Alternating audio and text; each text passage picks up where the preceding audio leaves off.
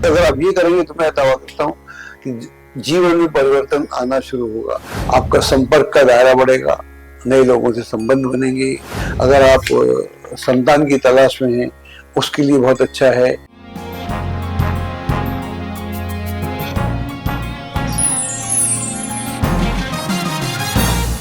नमस्कार, मैं डॉक्टर अजय भांबी और हम बताने जा रहे हैं 2025 का मेष राशि का भविष्यवाणी।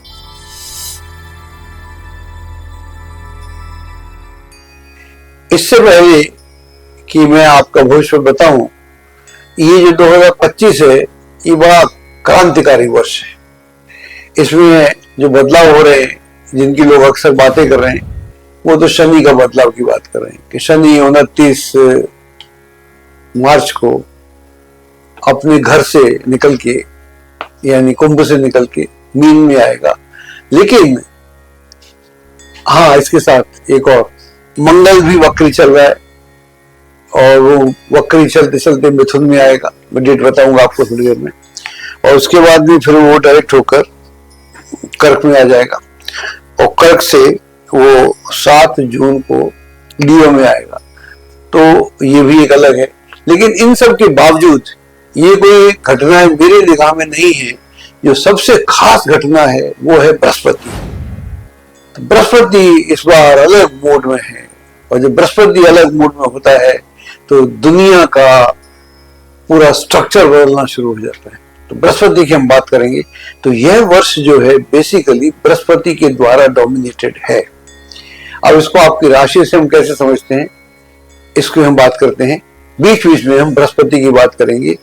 और बृहस्पति यानी जुपिटर इस ज़ोडिएक सिस्टम का सबसे बड़ा ग्रह है, जो जब पृथ्वी के साथ सिंक करता है।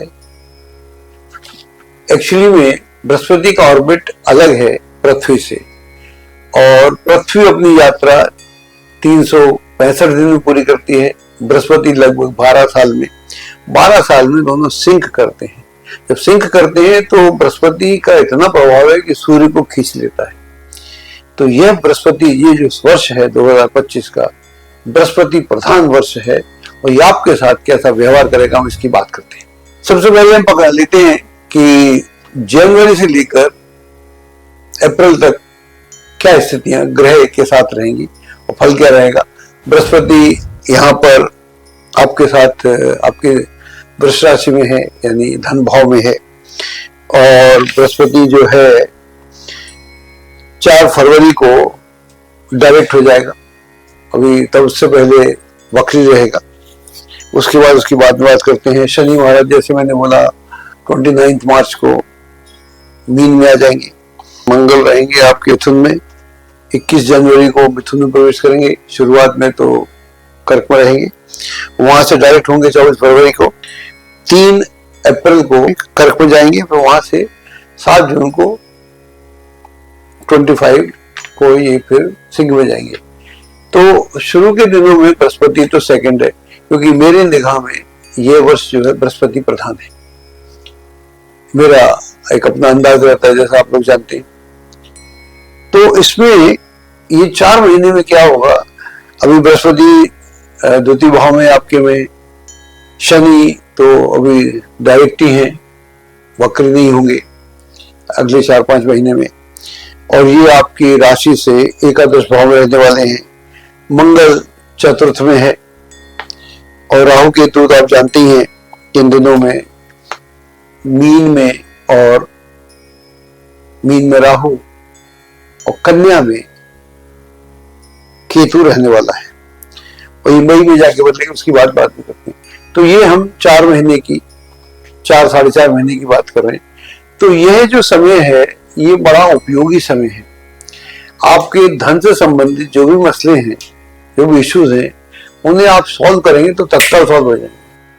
कोई डिस्प्यूट है फैमिली को लेके, कोई प्रॉपर्टी को लेके डिस्प्यूट है, या कोई प्रॉपर्टी बेचना है या खरीदना है, तो यह कार्य आपके बहुत आसानी से संपन्न होने वाले हैं। और अगर इस दौरान में आप कोई बिजनेस शुरू करते हैं और कोई स्टार्टअप शुरू करते हैं, तो उसके लिए ये बहुत ही उपयुक्त समय है और इस समय का इस्तेमाल करना चाहिए।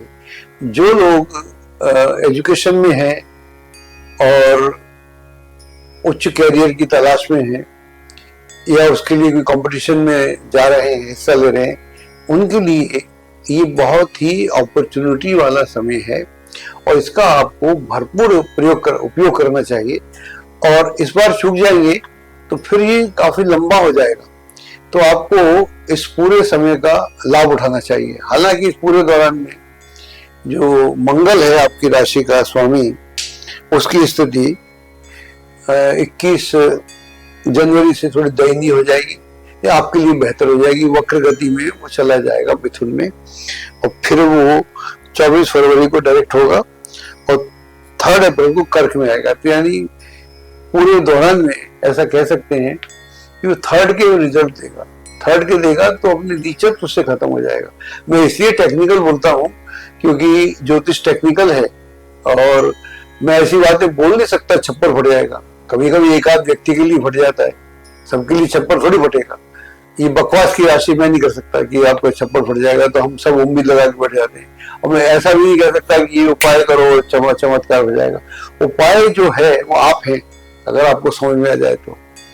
जिन लोगों ने भी कमाल किया है वो खुद उपाय थे, उनका विजन क्लियर था, उनका डिसिप्लिन था, वो ऑर्गेनाइज थे, वो सिस्टम को समझते थे, जो नहीं जानते थे सीख के आते थे। तो यहाँ से आता है। तो अगर आप ये करेंगे तो मैं दावा करता हूँ कि जीवन में परिवर्तन आना शुरू होगा।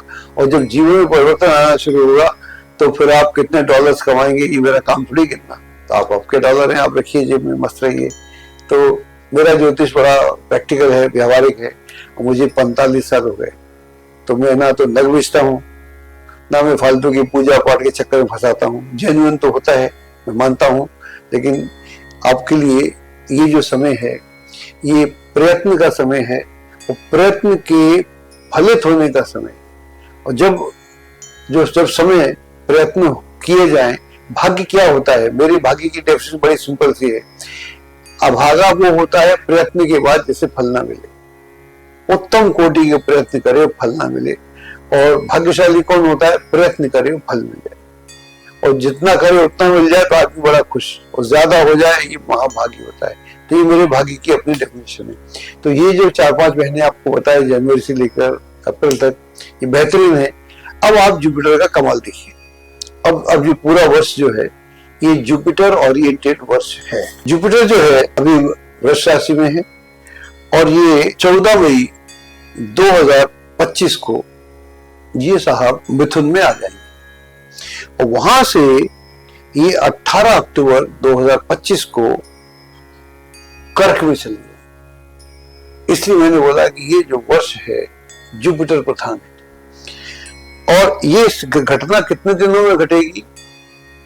मात्र 157 दिनों में, जबकि बृहस्पति लगभग 360 दिनों से ज्यादा लगा देते हैं एक राशि में।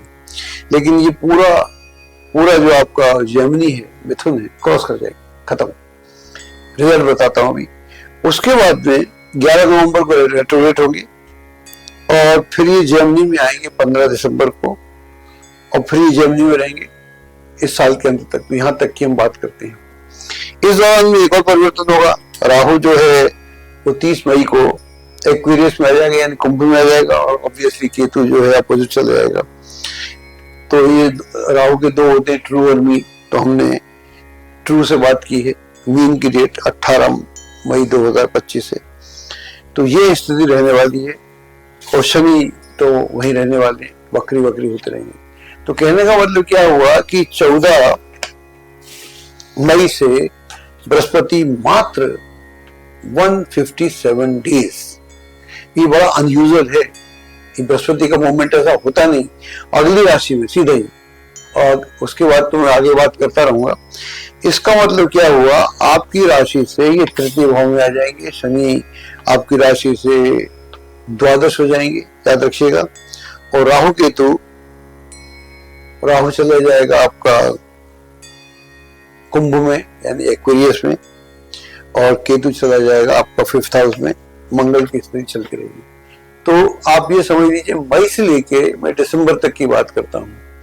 तो जब गुरु ये 30 डिग्री 159 डेज में, 157 डेज में क्रॉस करेगा, 30 की 30 कर जाएगा एकदम।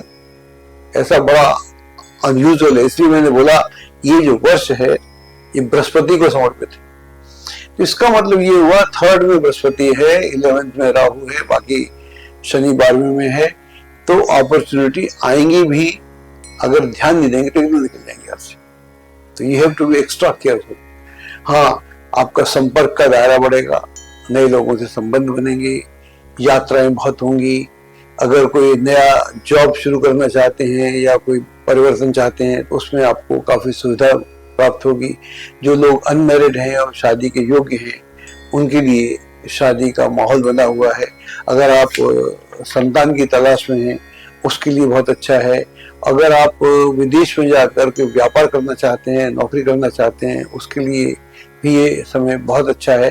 तो ये समय बहुत अच्छा है, लेकिन इसके फेजेस हैं, क्योंकि जुपिटर बहुत तेजी में है। आपको तेजी बनानी पड़ेगी, आपको तीव्रता लानी पड़ेगी। आपके थॉट और एक्शन में एक समानता होना चाहिए और उसके बीच में गैप नहीं होना चाहिए। और जो आप सोच रहे हैं वो बड़ा गहरा बैठ के सोचना चाहिए। वो कहते भी है ना, दिन खोजा तिन पाया गहरे पानी पैठ। तो बैठना पड़ता है, बैठना नहीं पड़ता। और फास्ट, मतलब आप जितने फास्ट हो सकते हैं, बृहस्पति बहुत फास्ट है। जब बृहस्पति फास्ट है तो धन फास्ट आ सकता है, इज्जत फास्ट आ सकती है, रिस्पेक्ट फास्ट आ सकती है, और सम्मान फास्ट आ सकता है, यात्राएं बड़ी फास्ट हो सकती हैं। तो everything is on a very बिल्कुल डायनामिक मोड में है। तो चीजें डायनामिक मोड में है, इसका लाभ उठाने का प्रयास कीजिए। अगर आप चूके तो समझ लीजिए फिर चूके। तो बृहस्पति में हम और भी बातें करते रहेंगे, क्योंकि आप जानते हैं कि ग्रहों के साथ मेरा एक आत्मसात करता हूं मैं, चाहे शनि हो, चाहे मंगल हो, चाहे वो हो। इतने वर्ष हो गए तो हमारे तो दोस्ती ग्रहों से ही है, और हमारा उनके साथ एक समागम होता रहता है। और हम अक्सर सितारों में रहते हैं। कई लोग बोलते हैं आप जमीन पर नहीं रहते, सितारों में रहते हैं। तुम्हारा सितारों से बड़ा प्रेम है, तो इसका आप देखिएगा और लाभ उठाइएगा। और ये जो आयोग भाभी चैनल है ABC, इसे सब्सक्राइब कीजिए, लाइक कीजिए, और जो बेल का बटन है उसे बढ़ाइए, दबाइए। और बहुत सारे लोग बहुत चाव के साथ हमारा चैनल देखते हैं, आप भी देखिए। और आप बढ़ाएंगे तो हमें बहुत आनंद आएगा, ताकि हम आप तक बहुत आसानी से ऑटोनोमस सिस्टम से पहुंच सकेंगे। एस्ट्रोलॉजी की सटीक जानकारी के लिए विश्वविख्यात एस्ट्रोलॉजर अजय भांभी के YouTube चैनल ABC चैनल को सब्सक्राइब, लाइक और शेयर करें। लेटेस्ट अपडेट के लिए बेल के बटन पर जरूर क्लिक करें।